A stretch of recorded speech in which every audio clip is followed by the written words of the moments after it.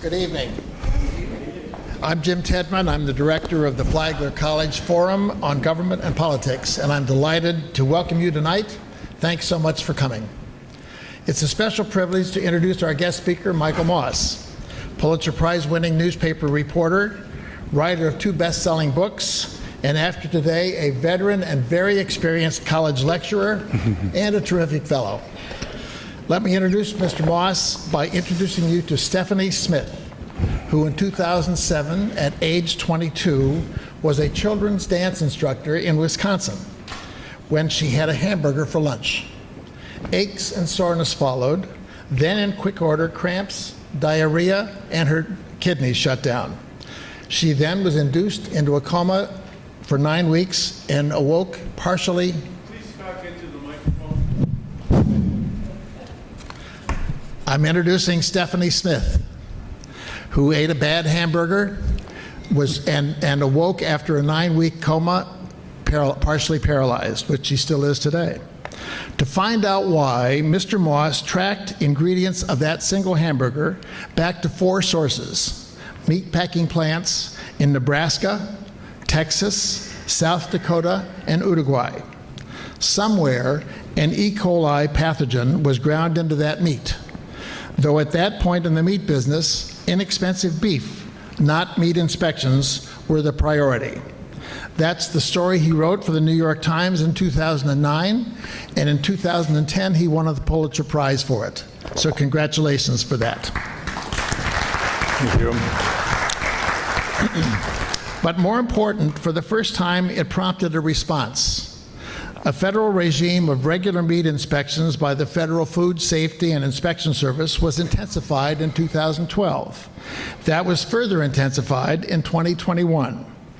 For Mr. Moss, and fortunately for us tonight, it's a short trek from tainted ground beef to our daily diet, what all of us eat and why, and especially why there's such a disconnect between the food that we should be eating and what we actually consume. No one likes to admit in the daily battle between desire and good health, food is getting the better of us. Who can deny that, with 40% of us now regarded as obese, that we're on the wrong side in this national food disorder? This is an important lesson. We're so very fortunate this evening to have a qualified expert, a skilled communicator, and an interesting teacher with us. Mr. Moss is a native of Eureka, California. He attended San Francisco State University, then worked at a series of newspapers, starting with the High Country News, the Grand Junction, Colorado Daily Sentinel, the Atlanta Constitution, New York Newsday, the Wall Street Journal, and the New York Times. Tonight, he's in St. Augustine. We want to thank our sponsors, Leonard's Photography and the Casa Monica Hotel, and thank you for being with us tonight. Know that we'll welcome your questions as soon as he's through with his talk. Now let's give Michael Moss a warm St. Augustine welcome. Thank you, Jim, for that. And thank you for coming out on this gorgeous weekday night. I just have to set my timer here because I'm going to talk for a little bit, but then I totally want to hear your questions. And I brought with me my little Prezi. I love the little pathway too, because really this is sort of about my journey crawling through the underbelly of this trillion-dollar industry we call processed food. And for me, the journey began in 2008 when I was in Algeria interviewing these militants who were fighting the government there, when a couple of FBI agents showed up at this place looking for me. For the previous few years, I had been going to Iraq, writing about the Pentagon's failure to equip American soldiers with very simple body and vehicle armor, and then kind of looking at the war on terrorism and how it was actually encouraging and helping militants to recruit new suicide bombers. And I mention that only because when I was ordered home by my editors, because the FBI said somehow in that reporting I had managed to land on an Al-Qaeda hit list, I went from one war, that's me, to quite another war, and I would argue sort of one that's much bigger with much greater consequences for our health and well-being when that trillion-dollar industry I mentioned got us to sort of move away from eating things like this to eating things like that. And the numbers that we're talking about here that Jim touched on are certainly staggering in some ways. I mean, that many deaths per year in the United States alone, early deaths from obesity alone, and I've just seen some recent figures that are even double that right now. This much in healthcare related costs for type 2 diabetes and other food related illnesses. And I just saw today this number, if those other numbers don't impress you, which is the global cost of obesity projected for the next 10 years. And it's kind of like disturbing as those numbers are, there was even kind of more horrifying news that came out this year from the Pediatric Association, which in looking at children who have obesity, they decided that it is so difficult to deal with that as those kids grow older that they changed their protocol. And they're now looking at kids as young as 12 years old and suggesting that they begin a lifetime regime of harsh diet drugs that basically ruin their appetite and their love of food, or bariatric surgery, which can surgically shrink the size of your stomach to the size of a coin purse, and again, sort of lifelong experiences. And before we kind of talk about how this industry got us in this trouble, I wanted to make a couple of points. Are there any science majors in the room or scientists? So you understand the difference between association and causation. Thankfully, 3 years ago, a scientist at the NIH, this person was able to kind of, for the first time, show a direct causative link between eating processed food and gaining weight. When he did a very elegant study putting 2 groups of people in the food lab for 2 weeks, and sure enough, those on a processed food diet gained a significant amount of weight. So now we can actually definitively say that yes, processed food is the cause, a principal cause of this weight gain that so many of us are dealing with. So that's sort of one thing. The other thing is that this industry I've been writing about, and we're talking about 10 companies that control much of the global diet. I like to call them a cartel because as much as competitive as they are, they're also very keen on sort of holding a peace among themselves so they can control the grocery store and quick serve restaurants in a very effective way. Well, they have known about their culpability in our health trouble relating to their products going back at least to 1999, and the very first book I wrote opens with this secret meeting where the heads of the largest companies get together in the old Pillsbury headquarters in Minneapolis, brought there by a cabal of insiders in their own companies who have grown alarmed about not just obesity and diabetes, but the linkage of some of their products to certain kinds of cancers. And these insiders are urging the CEOs to do something to change their ways and do something to turn their products around and make them less deadly, more healthy for people.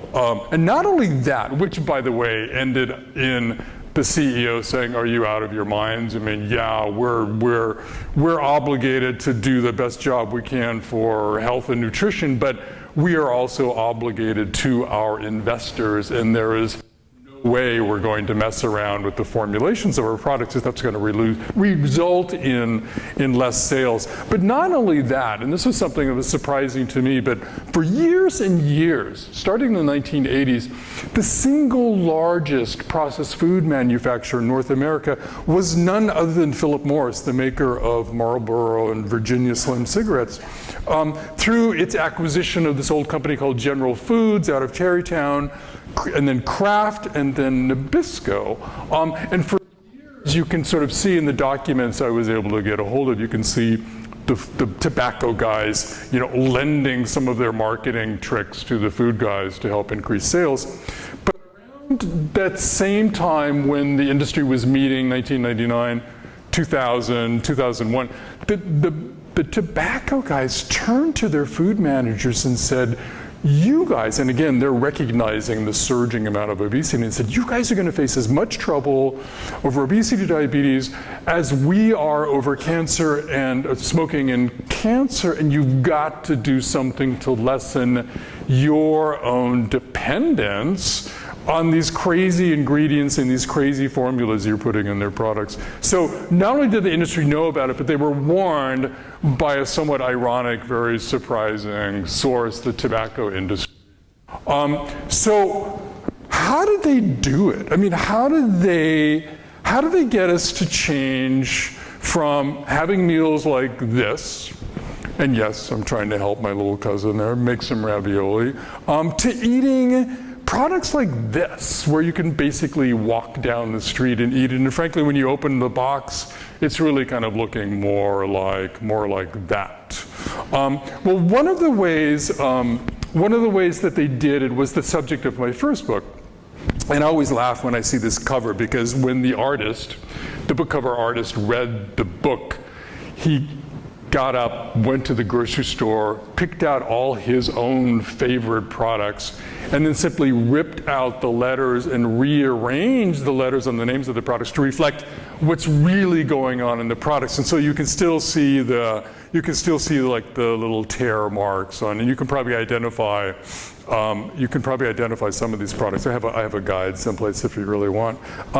But I focused on those three ingredients as sort of being the unholy trinity, if you will, on which the food company relies on. And again, I was incredibly lucky to come across this mountain of internal documents, emails and memos and white papers from the food industry that put me at the table of these largest companies as they were engineering, marketing, positioning their products.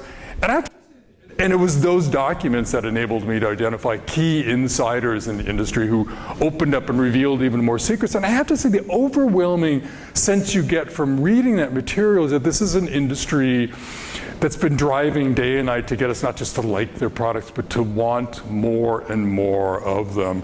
And they have working for them, any math majors here or mathematicians? Well, they have working for them experts like this guy, Howard Moskowitz. He was trained in high math at Queens College and then experimental psychology at Harvard. Howard was responsible for making some of the biggest icons in the grocery store. And he walked me through his recent creation of a new flavor for Dr. Pepper, in which he started out with some like 60 versions of a sweet syrup, each one just slightly different than the next one, and subjected that to 3,000 consumer taste tests around the country, and then took the data, put it in his computer, did his high math regression analysis thing, and out came graphs like this, the bell curve that get graded on in class, except for him, the very perfect place on this curve is at the top of the bell curve here, which I guess is where a C or a C plus would be. But for him, that was the perfect amount of sweetness. Not too little, not too much. And it was Howard Moskowitz who coined the term the bliss point to describe that perfect amount of sweetness, because it was such a perfect phrase. But really, when you talk to nutritionists, the problem for us isn't that the people like Howard Moskowitz help the industry engineer, as he calls it, bliss points for things we know should be sweet and expect them to be, like cookies and ice cream. The industry marched around the grocery store adding sugar, engineering bliss points for products that never used to be sweet. So that bread came to have added sugar and a bliss point for sweetness. Yogurts came to have, as much sugar per serving as ice cream. One of my favorite places in the store to marvel at is like the spaghetti sauce aisle, where some of the brands had the equivalent of a Oreo cookies worth of sweetness in a tiny half-cup serving of spaghetti sauce. And what that did, arguably, was encouraged us to think about everything that we ate as needing to be sweet. And so when you drag yourself over to that part of the store where every nutritionist says we should be spending more time, the produce aisle, and you grab something like broccoli rabe and you get those bitter notes, or not you, but your kids. They're going to like pull you screaming back to the center part of the store, saying, where's the sweet taste? And it's not just the sugar, right? So the industry figured out there's a certain part of our brain where we think addiction starts, or rather habits, good and bad, called the striatum, and it gets super excited by products that are both sweet and fat, which really doesn't occur in nature, but by and large defines the nature of the processed foods that we have in the grocery store. And on top of that, I have to say that, being an investigative journalist, I'm trained to follow the money, and there's tons of money, of course, to follow here, but I fell in love with the language that the industry uses when they talk to each other about their efforts to maximize the allure of their products. They don't like the word addiction, but they talk about generating, snackability and craveability. And one of my favorite terms is more-ishness. Any English majors in here? I mean, obviously English, these are bench chemists and marketing people. English isn't their first language necessarily. But they have a great term for this one. So this is a great illustration, though, of sort of why oil and fats is so important to the industry, because they have a formula that basically says, if we're making snack foods especially, we want 50% of the calories to be coming from fats. What happens is then when you eat that snack and put it in your mouth, you don't have to chew. You just press it to the roof of your mouth and it will dissolve, right? And the companies figured out that when these cheese puffs dissolve in your mouth, it sends a signal to the brain that says, hey, Michael, don't worry about it. Those calories have like disappeared and dissolved away as well. You might as well keep eating the whole bag. And so they call that the vanishing caloric density. Again, I love their language. I could go on and on and on. And they also have working for them, though, because it's not just the additives to the product, it's the incredible marketing that they bring to selling their products. This guy, Jeff Dunn, was for years and years one of the fiercest warriors at the Coca-Cola company. He was president of North America, South America. He walked me through all the things that Coca-Cola did to put their product in our brains and keep it there. One of the most pernicious things involved stadiums, where Coke and Pepsi figured out that if they could get a soda in the hands of a kid when they go to a ball game with their parents, right? And having one of the most joyous moments of their lives, that product, that soda, will forevermore be associated with that joyous moment. And in fact, Coca-Cola, did like some fantastic sort of, for them anyway, marketing where they were asking people about their Coke memories, and the responses were kind of extraordinary. And we'll get to memory in a second as being a super powerful arrow in the quiver of the processed food industry. But it's even worse than that, right? Because the industry has kind of figured out how to tap into our deepest biology, exploiting and turning sort of things that attract us to food in a way that works now works against us. And the food environment in total has so dramatically changed in the last 50 years that we're in this complete mismatch between our biology and our genetic system and the food environment. And being in Florida, I should mention that this works for evolution, but also creationism. Because really, you only have to go back 5,000 or 6,000 years ago, when we were in hunter-gatherer societies, to sort of get a sense for how we were built into ways to be attracted to food. And one of our deepest attractions to food is the expense. We're drawn to food that's cheap. And this goes back to a time when we figured out that instead of like running down an Impala for dinner, we could just reach down and grab that poor aardvark that's sitting there, save energy for the other needs that we have. So what does the food industry do? They have working for them these chemical laboratories called warehouses where chemists, their job for the food industry is to find new formulations of their products that will cost less in terms of production to the companies, because the companies know that we instinctually get excited by cheapness, and that when we walk into the store the next week, they can cut 15 cents off the box of a Pop-Tarts, we will by instinct get excited just about that. By instinct, we love variety in food. It's kind of why people were able to move around the world and settle in places like the Arctic and fall in love with whale blubber, because that's the only thing they had to eat. Again, sort of a basic instinct of ours. And so what does the industry do? That's why you have the chips aisle or the cereal aisle, 200 brands of sugary starch, the companies knowing that we by instinct will get super excited just by seeing that pretense of variety. And then the last kind of, and maybe the most important instinct that we have, is that we love food that has calories, because for much of our existence and our forebears, calories was like a life and death thing. You wanted to be attracted to foods that had the most calories.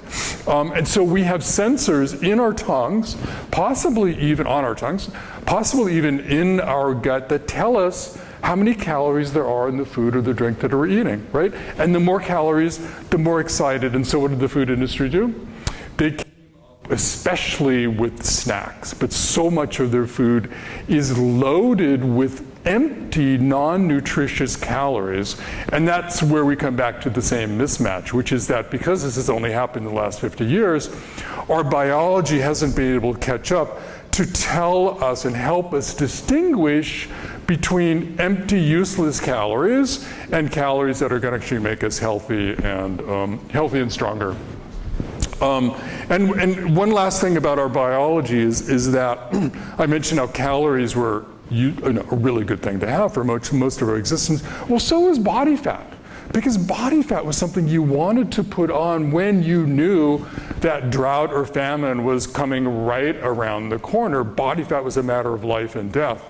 And so just recently, endocrinologists are discovering that body fat is this living, thinking, diabolical, if you will, organ, just like a kidney, liver, heart even, that can think and communicate with the rest of the body. And its sole mission in life, once it's on your body, is to convince the rest of the body to leave it alone. It's to stop you from messing around with it. So if you're trying to lose weight, your body fat, knowing that, is communicating with the brain and telling you you're hungry when you're really not. And it's slowing down your resting metabolism so that you're burning less energy when you're sitting around, because then you're less a threat to the body fat.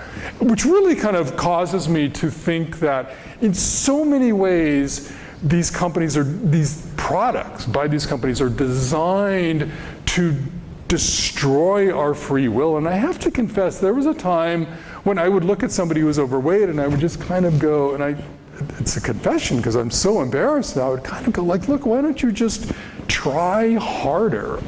And we used to think that about cigarettes, by the way. Up until the mid-90s, smokers were losing their cases against the tobacco companies because a jury would say just that. Look, why didn't you try harder to quit? But then it turned when the science on smoking and addiction changed and people realized that, in fact, smoking can be an addictive substances to so many people, and you really don't, when you're in the throes of that, you really don't have a strong choice on getting yourself out of that trouble.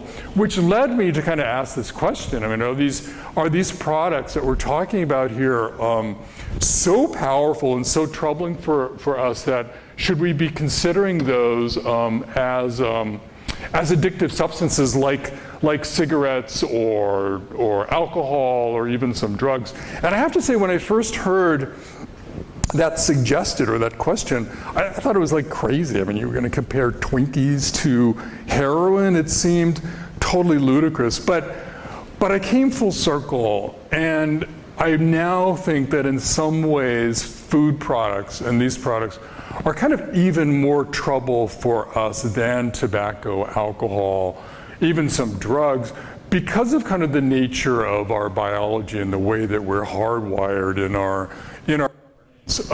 I'd mentioned to you memory before. So one of the most powerful things that the food industry has going for it, and I think one of the reasons that makes food more troubling for people than those other substances is that we develop memories for food at a really early age, possibly even when we're still in the womb, depending on what the mother's eating, although the science is still a little sketchy on that. But we retain those memories. Oh, and by the way, too, people studying memory refer to something called the adolescence bump, because apparently we create more stronger memories during adolescence years than any other time of our life. But the other thing about food, as I mentioned with Coca-Cola, is that those memories tend to get associated with emotional events in our life. And if they're great events and great emotions, we will forevermore retain that association and think about those emotions when we're thinking about the food product. Or vice versa, when we're having those emotions, think of those food products as the salvation. I did a piece for the Times recently on pandemic eating, right? Because I, for one, thought that here was a chance where we could at least get away, because we weren't in an office, from the vending machine, arguably one of the more treacherous corners of processed food. But what happened, we came home, and under the emotional stress and strain of the pandemic, we remembered the foods we were eating as a kid, and the snack food companies were absolutely delighted because sales soared of stuff that we hadn't eaten since we were kids. Because when you develop, when you have these memories of the food, it's really like the food the food products themselves never leaving your head. I went to, as part of my reporting, I went to a Kellogg's research and development factory in Battle Creek, Michigan, and I was doing some other reporting on something else related to this. But in the far side of the factory, they were experimenting with a new Pop-Tart flavor, and it messed up somehow, and they were dumping huge amounts of Pop-Tart dough into this bin. And the aroma of that wafted across the factory floor and hit me, and took me immediately back to my days as a latchkey kid in grammar school, when I would come home, let myself in the house, and put a strawberry Pop-Tart in the toaster oven. I hadn't had a Pop-Tart in 40 years, but it was still in my head, just waiting for that little stimulus, that little cue, psychologists call it, advertising, the food companies call it, to remind me and sort of prime me for wanting those again. So memory is a huge way that I think these foods are even more trouble than say drugs or cigarettes, because typically drug abuse happens in a kid's mid-teens to mid-20s, and over time you have if you survive that, you're certainly you have a much better chance of sort of regaining control of your habits. But these food memories last for a lifetime. And then the other really interesting thing about looking at food from the question of addiction is that one of the hallmarks of addictive drugs is speed. And it basically goes, and this is a fairly new discovery, which is that the faster an addictive substance hits the brain, the more apt we are to act compulsively, lose control over that. It's why people moved from snorting cocaine to smoking crack cocaine, because it hits the brain faster. And when I started to sort of think about that, I realized that there's really nothing faster than processed food in how it hits the brain. And some scientists did this really cool study where they sat people down and they said, all right, we want to test how fast you sense sugar when we put some on your tongue. So, and I should say that for a baseline, cigarette smoke takes about 10 seconds to fully activate the brain. These people sat down, got some sugar on their tongue, and they were sensing the sugar, and then the brain was telling the finger to push the button that told them they were sensing the sugar in less than 1 second. 8/10 of a second, right? And that's because of a little trick that our body plays when it comes to food. We're not waiting for the sugar to reach our brain. The taste buds send that electric signal to the brain, again, because we are hardwired to be attracted to food and to sugar, because for most of our existence, salt, sugar, fats, calories, sugar was a really great thing. I mean, you wanted to find those plants or animals that would deliver those nutrients to you. So it makes total sense that our sort of wired biological system would be attuned to food in a way that it's not even to drugs. And when I realized that, it's like everything about the processed food industry is fast. The manufacturing process to reduce the cost of the food. I mean, Kraft was incredibly proud when it discovered and it developed a way of making cheese in 24 hours without needing to age it. They call it like milk in, cheese out. The packaging, so we can get our paws into those boxes of cereal or what have you, quicker access to that. The way their packages open up really quickly, and many of them don't even need to be heated. And also, again, the speed with which their products enter our blood system in the brain, compelling it to, and increasing the allure of those products. Third act, and then we'll get to your question.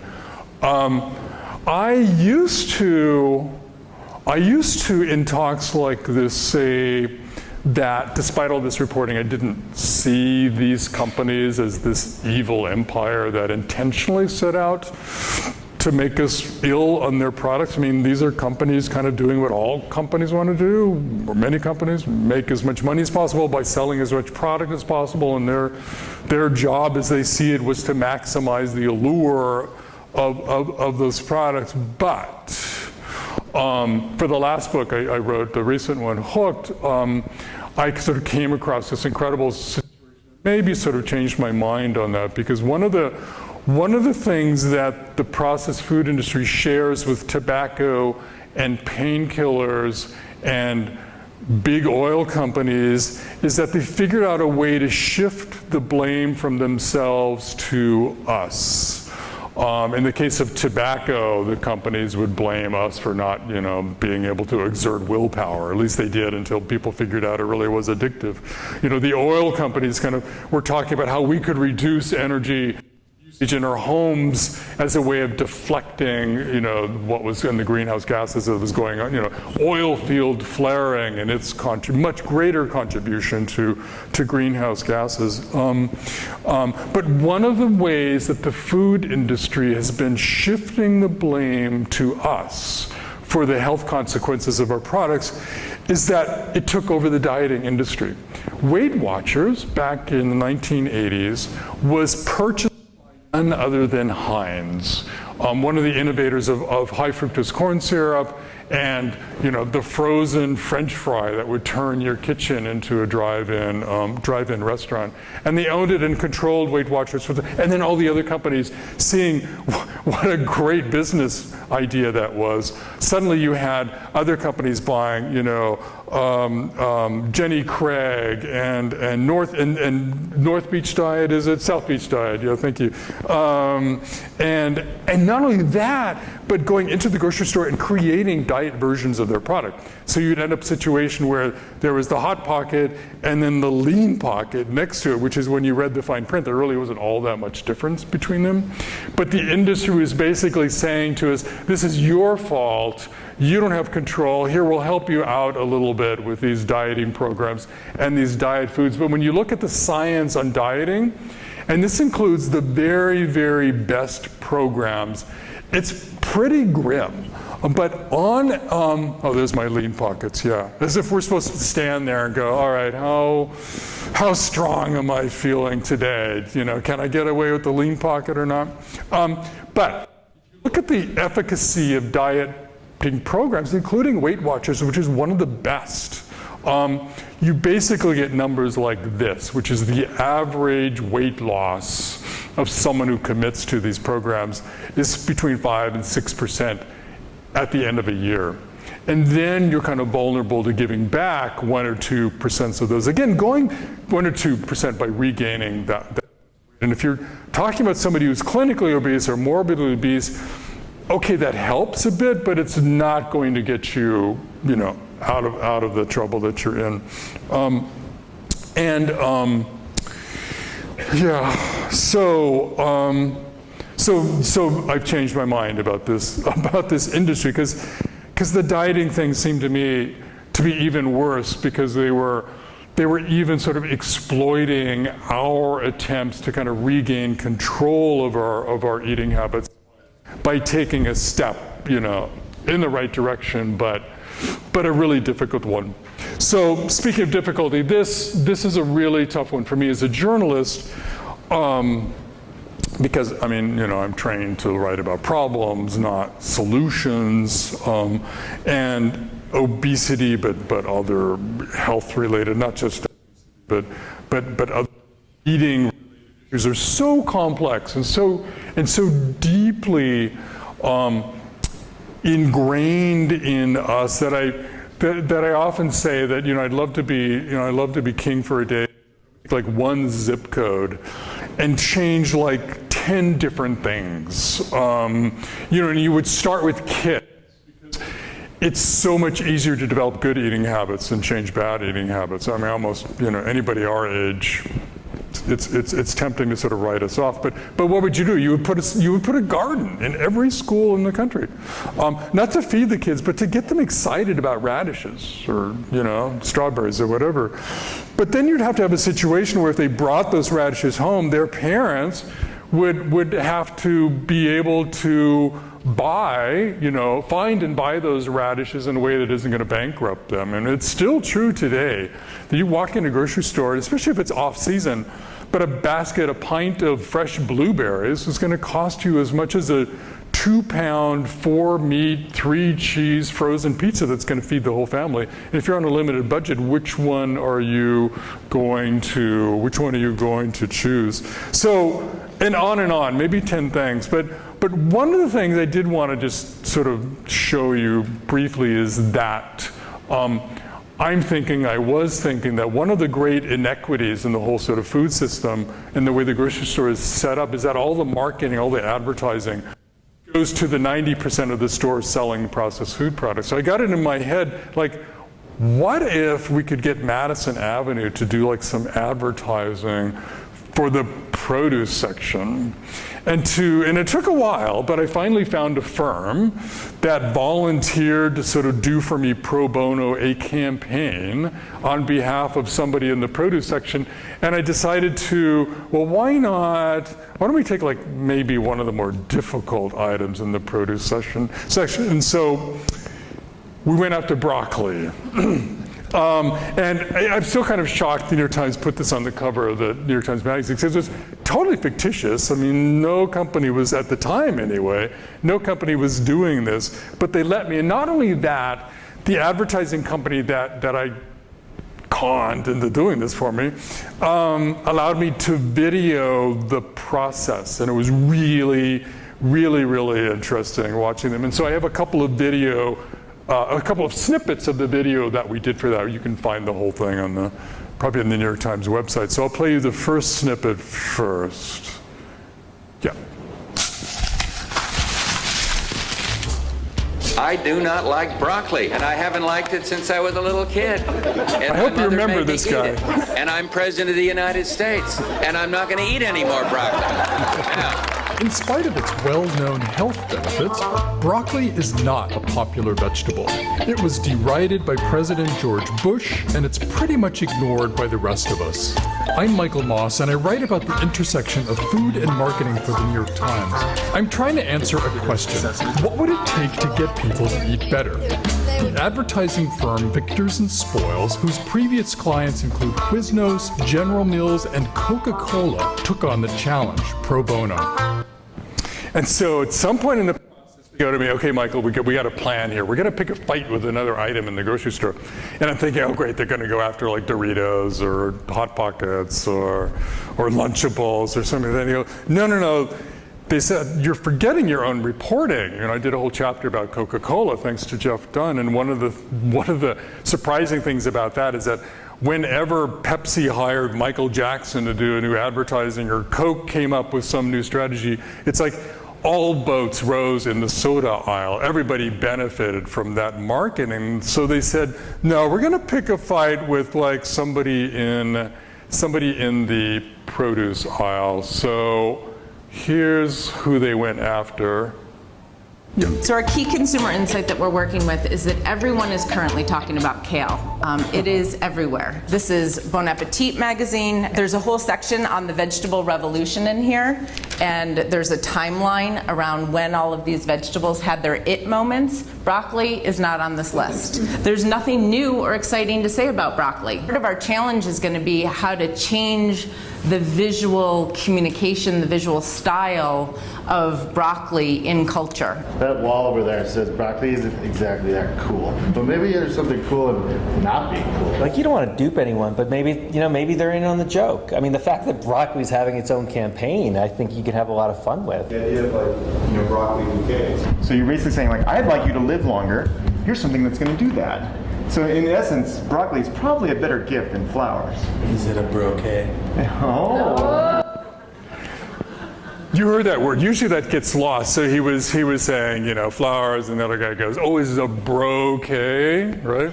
I mean, that's a real scene. That's how these guys get their creative juices going, like sort of cracking jokes like that. Anyway, so they came up with this incredible portfolio of advertising, right? Having fun and making fun, in this case of kale.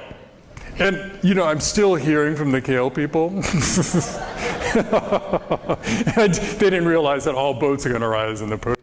Someone actually did this, which they did, by the way. There's some students at Yale who took this fictitious campaign and implemented it in a big food desert, New Haven, Connecticut, right? There's a university, and then they're like the rest of New Haven, and they managed to double the sale of broccoli in their little experiment that they did. So who knows? Maybe students here could do the same thing. And they also went. Happened too, not because of what I wrote, but just coincidentally, which is that there was a food nutrition group that realized that one of the problems they have is that celebrities endorse junk food. Although, God bless Tom Brady, who stood up one day and said, soda is poison, right? He was the only athlete I think you'll ever hear. But they managed to get these guys to start doing some advertising campaigns on behalf of the produce aisle. So maybe marketing, there's a way we could sort of play in that arena. The other thing I've been thinking about is trying to find ways to communicate with people who aren't into reading books or newspaper articles or what have you, and sort of convey some of what we've been talking about. And since I still have a couple minutes, I'll play you this 2-minute video that I created at the New York Times to experiment with that, just finding a simple way of writing about food. Taco Bell's Doritos Locos Tacos, just released in its 3rd iteration, is a marriage made in processed food heaven. It joins a perfectly engineered snack with a proven fast food colossus. This is Michael Moss, and I write about the intersection of food and marketing for the New York Times. And so I've been asked, what's in it? There are the ingredients, of course, but its real powers lie in what food scientists call psychobiology. That's the study of how the brain reacts to stimuli. The reason that Doritos Locos Tacos have been so successful, says food scientist Stephen Witherly, is because they are engineered to target taste buds using the most powerful features known to manufacturers. It has dynamic contrast. That's the pleasant sensation of biting through the crispy shell to the fat-laced filling. Taco Bell offers lower fat options, but the Doritos versions hit the mark for maximum allure. Half its calories come from fat, which gives it that craveable quality called mouthfeel. It has acids, lactic and citric, which get the saliva flowing and excite the brain's pleasure center. In turn, the brain says, go ahead, eat more.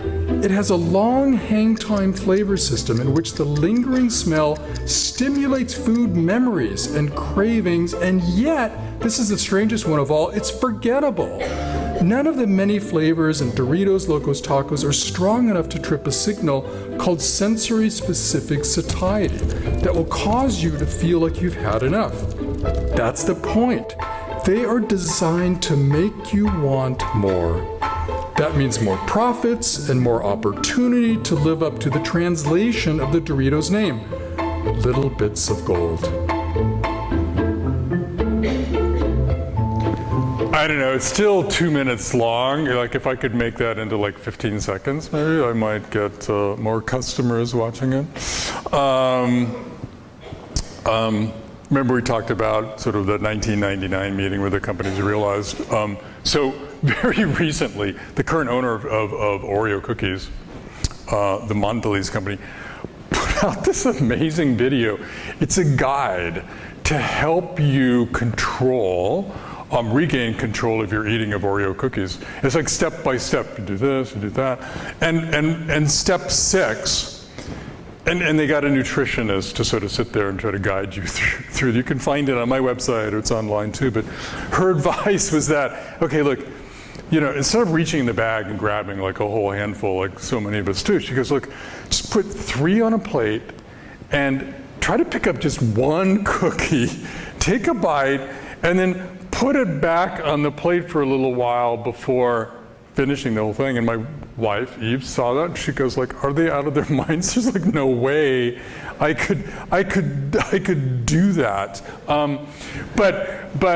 But that's my way of sort of getting to the last thing I wanted to say. It was for me, one of the beautiful things about looking at that question is, you know, are these products addictive? Which is that there are some lessons, I think, to be drawn from the world of other addictive processes, products that might help us deal with food. And one of the things is knowing that addiction happens on a spectrum. Things affect different people in different ways at different times in their lives. That's why some people can drink 1 beer and they're fine, and other people are really susceptible, vulnerable to becoming alcoholic. And so if you're somebody who's on the spectrum who can't open up a bag of Oreos without eating half the bag in one sitting, probably the advice from addiction experts is do everything you can to avoid any contact with that trigger food, because there's no way you're going to be able to control it. For other people, kind of the trouble with food is more like the 3 p.m. craving you get for you know, sweet or salty or sugary snack, and it's kind of unavoidable. Well, the advice from addiction people is that those cravings hit the brain so hard and so fast that once they hit you, you're off and running to eat that food or consume that addictive substance. There's no way you can catch up. There's no way that the thinking part of your brain can catch up with the go part of your brain is just driving you to sort of act on an impulse. And so the advice from addiction people is that you need to get ahead of that craving. And so no matter what your strategy is, whether it's calling a friend or walking around the block, or in the case of food, maybe eating something like a handful of nuts, which might tide you over till dinner, you need to be executing that strategy at like 2:45 in order to ward off the 3 p.m. craving before it hits you. And then I think for sort of like vastly bigger numbers of people, the real trouble we have with food is that we miss, you know, the love and the beauty of home-cooked meals. And so it seems to me that one of the solutions there, and this is really good for countering the speed of processed food products, which is to slow things down. And one of the great ways to slow things down is to cook. And of course, this meal took us an awful long time, homemade pasta ravioli. But I like to sort of, you know, when I'm giving talks to audiences, talk about my 90-second spaghetti sauce recipe, right? Cooking doesn't have to be too time-consuming or difficult. You can keep things simple, but even that little bit of effort is getting your brain ready, it's getting your gut ready for the food that's coming in, it's slowing you down, it's getting you thinking about food, because one of the things the companies want to do is create a situation where we're not thinking about the food. People call it sort of mindless eating, and so the counter to that is mindful eating, and just the little bit of cooking you can do, and just, starting with just like 1 or 2 items you're buying in the store, but realize you can make that at home probably for less money and as much convenience is a really good strategy for that end of the spectrum that I think is hitting so many of us now. So I think I've hit my mark on time. Thank you so much. And I'm really looking forward to any questions you have about whatever, reporting or food or yes. Thank you. Take- Okay. So we'll collect the questions that you have. Jamie Saul and her team are around collecting questions. Hold up your hand and we'll get them to Michael. But I get. I'm just going to grab my phone. Yeah. Hello? Good. So I get the first. I hate liver. But what I understand from your talk is that if I put enough salt or sugar on it, that may defeat my lifelong hate of this particular food. Yeah, you've never had any like liver-its, like Cheez-Its? Wow, that'll totally like blow you away. I was thinking of pocket liver. Well, that's a really interesting question, because scientists are looking at the question, okay, so all the kids here are like totally into like sugary stuff. How do we get them to eat broccoli? Maybe we should put a little sugar on it. And it's a really interesting question of whether one should, just move a little bit into the world of the processed food industry to shift us, to give us just a little bit of an edge and ability to kind of shift over to better eating. Anyway, that was terrific. Do we have some questions? There's one back here. Don't be shy.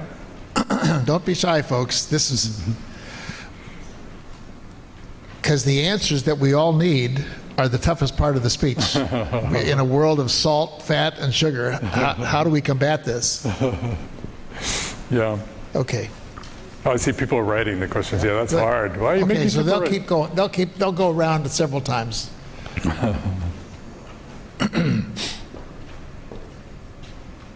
By the way, while we had the most exciting morning, I saw my very first manatee, like right over here on the red. And I know they're like squirrels for you guys, but when you live in Brooklyn, seeing a manatee like up close was like really, really thrilling. So thank you so much for that. So, What was the experience? Jenny Craig and Weight Watchers are now independently owned. They were sold by their companies. What was the experience that Heinz and Kraft had with the diet companies? I think it was really good. And in fact, I think what also kind of sold them on that deal, that acquisition, was that they realized they could sell. They could make the diet food that Weight Watchers would sell. So I think it worked really well until I think they foresaw the slippage on diet programs as more and more people realized that the average success rate was 5 to 6% of the weight. I think the companies actually saw that coming and bailed out. So for their ownership, it's incredibly lucrative. I mean, they're basically getting us coming and going, right? Getting us fat and getting us to think that they could get us thin. In that spirit, I'm interested in how to maintain a behavior change you have started. How do you maintain a healthier diet once you've started one? Yeah, so that is that's a really difficult thing, because if you think about it, you have a lifetime of building up a bad habit. And what really angers me are diet books that come out promising, a turn of events in your life in 18 days or 30 days. I mean, it's not that easy. It can take as long as a year to really turn yourself around. I mean, I think the only advice you can get on that is to do everything you can to sort of stick with it, like one day at a time. Look, I mean, there are groups in the country that call themselves things like Food Addicts Anonymous that have the 12-step program for alcoholism. In fact, I have a family friend who belongs to one, and she said, for years I was kind of, in a way, it illustrates how food is even more difficult than other habit-forming substances, because I was kind of embarrassed to tell people my problem was food. So I would tell them I was an alcoholic and going to AA, because people were like more sympathetic with that. But those members totally think that the way to stick with, an effort to sort of change your habits and your behavior requires something as strict as the 12-step program, and maybe for some people that's what's necessary. One of our interesting meetings with students today, a young lady who was thin to start with said she had lost 20 pounds quickly, not on purpose, but because of a variety of things, stress, tests, so forth and so on. And her question was, I'm ready to start eating a lot. She walked in with a bag full of Chick-fil-A products. He said, I'm going to put the weight on, but then how do I maintain that? And Michael's very, very good answer was, don't start something that you shouldn't continue. Moderation from the very start, and do it gradually rather than all at once. Yeah, it's kind of harder to change it. And again, so even like a few weeks of sort of eating junk food could conceivably sort of steer you in that direction, even when you've regained the weight. It's treacherous. Hastings, Florida is nearby. It's known as the potato capital of the country. The crop is used for potato chips. What will happen to our farmers if potato chip sales decrease? Oh, I love potatoes. I love potato chips. How much of potato crop goes into potato chips, I do wonder. But so that's a real important question, because 90% of the agriculture system is oriented toward growing field corn and soybeans for the processed food industry, and the other 10% is growing all the vegetables and fruits and nuts, again, that we should be eating more of. So yeah, but to that point, I did a story a few years ago for the Times where I went to the Midwest, the corn capital of the United States, and found young people who had moved off the farm, went to the city and were coming back to the farm, and they were replanting their farmland into things like nuts and fruit trees and row crops. So it was converting that land, and that could have been, potato land for potato chips, that they were converting to things that they thought, were better for society in the long run. So I think that if that in fact would happen, I don't understand the economics of potatoes enough to know that, but one would hope that those farmers would be able to convert to something that was making people healthier and not sicker.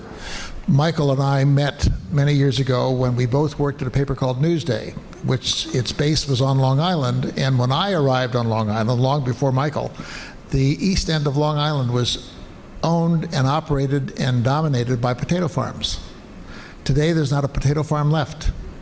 It's a happy ending. They've all been replaced by vineyards.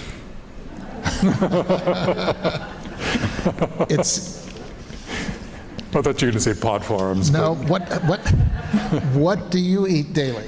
Me. I've always been lucky to be, to be able to sort of have time to cook, to sort of spend time shopping and thinking about food, in part because I spent a lot of time writing about it. But I have to say that when our two kids were born, the oldest is 23 now and the youngest is 18, we really sort of looked to not only eat better, but to engage the kids in like a conversation about food, because they're really smart. I mean, you don't have to preach to kids about food. You can sort of explain to them the way these products are engineered in a way to get them to do what the companies want them to do, not doing their own thing. So to us, food has become kind of a conversation in the house more than kind of a preach, eat, don't eat this and don't eat that. So I eat everything, I have to say, and in a typical day, and I'm just one of those incredibly lucky people who can put their hands in a bag of potato chips and have one handful, and then close the bag up and put it away. And I realize that so many of us can't can't do this. I'll tell you the story. I mentioned Philip Morris. I spent time with the former chief lawyer for Philip Morris.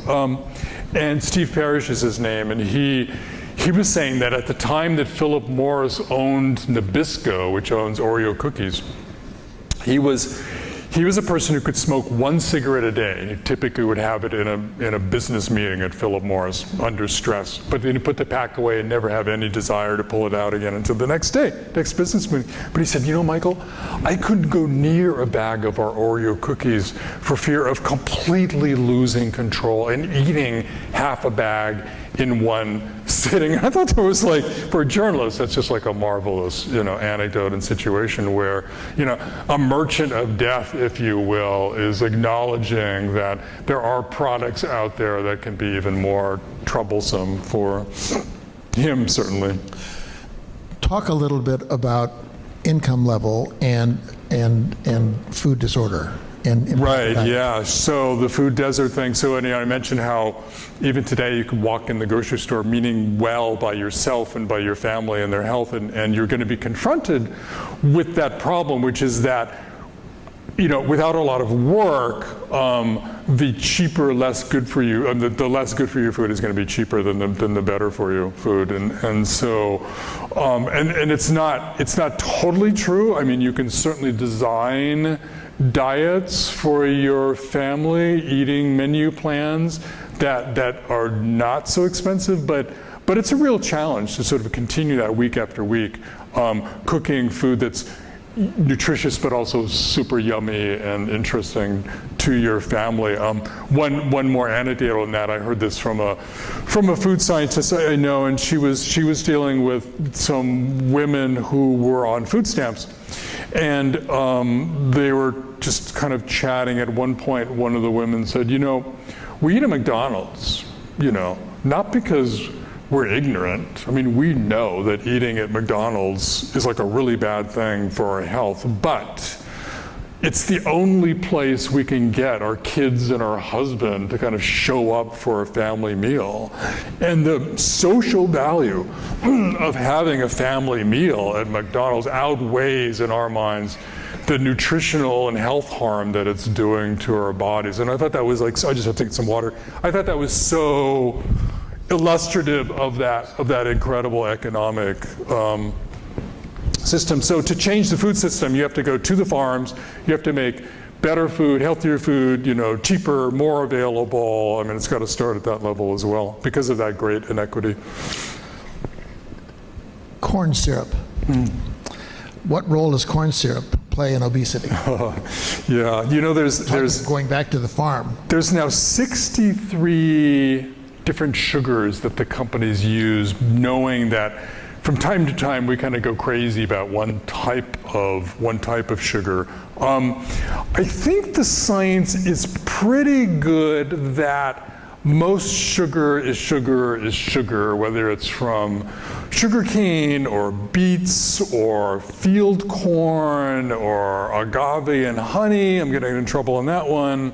But where corn syrup really began causing a problem is when the soda industry shifted over to corn syrup, because it might have been a little bit cheaper, might even not been that, but it blended super easily in a liquid, and so they turned to corn syrup. And so much of the obesity epidemic you can actually trace to the increase in soda consumption as being sort of one of those factors. So I think that it was the ease with which corn syrup kind of slipped into the formulas in the manufacturing process of the industry, more than the chemistry of corn syrup versus sugarcane sugar, sugar beet sugar. When was the explosion in soda consumption? Started in 1980, same time as obesity. We're now in like the 43rd year of this rise in obesity. And in fact, it was Jeff Dunn at Coca-Cola who pointed it out to me. He showed me charts and he said, the track of obesity and soda consumption tracks each other 99.9999%. So he was totally convinced that Coke and Pepsi were the large culprits in this, but they would argue, no, we're only kind of a piece of the problem. What is your view of Impossible Burger type food? Yeah, so I think it kind of depends, and food gets complicated when you think about changing your eating habits because there are different things to think about. Right? I mean, you can care about the farm workers, you can care about animal welfare, you can care about environmental impact. There's some really interesting research on climate crisis in food where none other than the tomato is like one of the worst offenders because it has so little calories. So if you measure food by calorie, then things like soybeans and field corn and even processed food kind of start looking good until you kind of factor in the fact that tomatoes have these incredible nutrients in there you can't get from anybody else. But wait, what was the question again? It was sorry. Impossible Burger. Oh, the Impossible, yeah. So if you're somebody who cares about animal welfare, then shifting over to the Impossible Burger is like a really great thing. You're not needing to eat animals anymore when you get a craving for meat.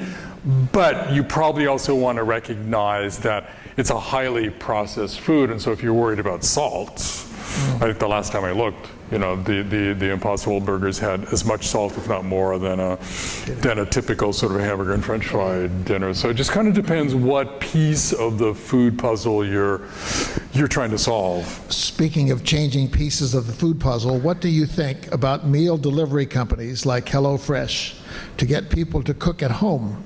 Yeah, I think they're really great. I mean, anything that can help people cook at home. And I think one of the biggest problems that we have with cooking is the purchasing. It's the shopping. That's like the real pain, is taking time out and trying to organize your menus and all the kind of planning. I think, and I, you know, we kind of point to kids as losing track of like how to cook, just basically boiling water. But it's also like how to shop and stuff. So these delivery systems, except for maybe the cost, are a terrific way to overcome that friction in cooking, which is like the shopping part and the planning part.